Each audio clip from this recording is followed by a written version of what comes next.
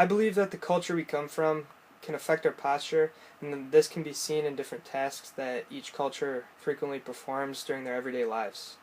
So, on our museum trip that our class just had, a few cultures stood out to me, such as the ancient Egyptians, specifically those who spent their lives on the seas. Now, these Egyptian ships obviously did not have motors, so they spent a lot of time rowing large oars to get around. They sat on flat boards and seemed to have a hunched over posture, with their shoulders rolled over and their spine flexed. This isn't a very good posture to be in, especially when you are on these ships for very long periods of time, as this is similar to the stump sitting posture that we learned about in class. The force from rowing all day could also cause them to sit in this position. In our culture, we don't have to row unless you like that kind of thing, because we have engines and motors to propel our boats, and we have nice seating with backrests to keep us comfortable as we drive around on the water. The Egyptians who worked in building the great temples from that era also showed bad posture because they had to carry and stack these extremely heavy stones to build the temples and the pyramids of that era. They did all of this without powered machinery to help them, so I'm sure these forces did a number on their backs and caused some major problems with posture.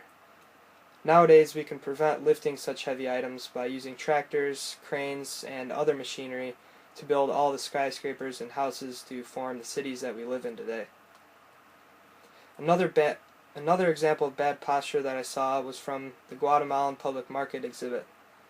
These people carried everything tied to their backs. They carried large crates stacked with food, they carried babies, and anything else that they had that with them that day.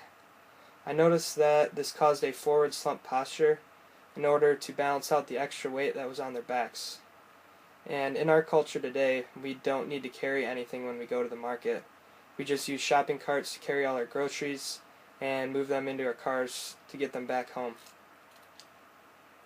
On another note, I see that the environment that people live in has a great effect on how we move, and this was also seen in many exhibits during the museum trip.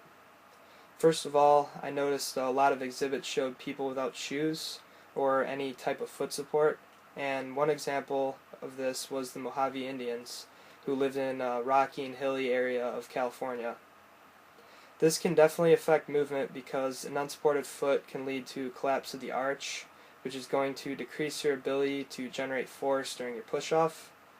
Also, an unsupported or bare foot can cause blisters, calluses, foot fatigue, and cracked skin. It can also increase your chances of spraining your ankle, which is definitely a problem to the Indians when they needed to move faster to hunt or escape from danger. So living in this area meant that they had to deal with a lot of uneven surfaces, which can increase your risk for all those things I mentioned previously. In Wisconsin, it was much more flat here, so we don't normally deal with all the uneven surfaces and terrain like out in California. Also, nowadays the roads and sidewalks are paved, and most of us wear shoes, so we don't even think about how difficult it could be to just get around from place to place. Another environment that I noticed could affect movement was in the Eskimo exhibit. The Eskimos live way up north, where deep snow and ice dominates the landscape for most of the year. This deep snow affects movement because each step you take sinks into the snow, causing a lot more effort per step than you normally would. And anytime they had to walk on ice, it challenges you to keep your balance, so they must have taken smaller strides in order to maintain their balance when walking. In Wisconsin, we do deal with more snow than ice than a lot of the country, but not to the extent that these people did.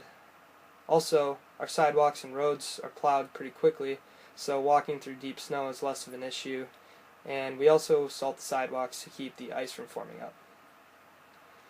Overall, I thought that this museum trip was a good experience because it forced me to think about different environments that people live in and how these people had to change the way they move to deal with it. And also it showed me how different cultures had to perform the same tasks that we do now, only dealing with more forces, possibly causing bad posture, which in our culture, technology has generally allowed us to perform the same tasks, but being much easier on the body.